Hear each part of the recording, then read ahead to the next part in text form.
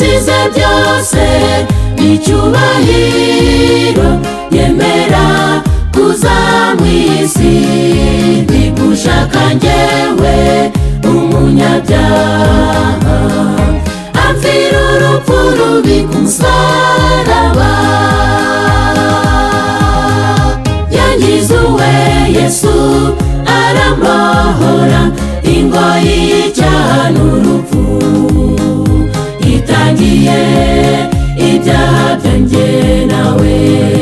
Urukundo dukunda rurahebuje, yangize uwe Yesu arambohora, ingoyi y'icyaha n'urupfu itangiye ibyaha byanjye nawe. Urukundo dukunda rurahebuje.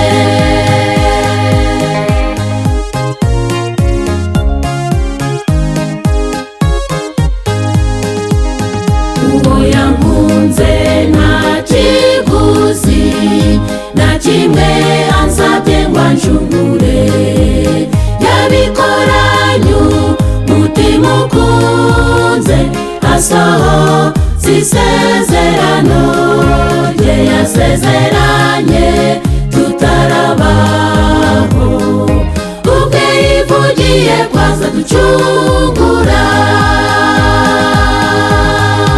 Yangize uwe Yesu arambohora, ingoyi y'icyaha n'urupfu itangiye ibyaha byanjye nawe. Urukundo dukunda rurahebuje, yangize uwe Yesu arambohora, ingoyi y'icyaha n'urupfu itangiye ibyaha byanjye nawe.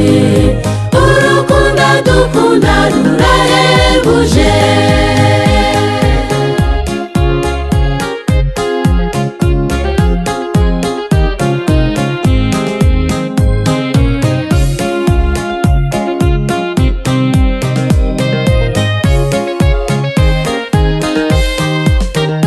Umaze kumenya neza ko nagomeye Imana bikabije, none nje uko ndi nkamunyakire, nyezano numpindure mushya. Wavuze ko hahirwa umuntu ubabarirwa ibyaha bigatwikirwa.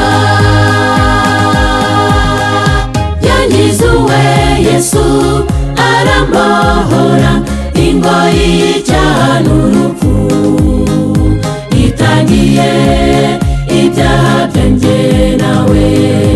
Urukundo dukunda rurahebuje, yangize uwe Yesu arambohora, ingoyi y'icyaha n'urupfu itangiye ibyaha byanjye nawe.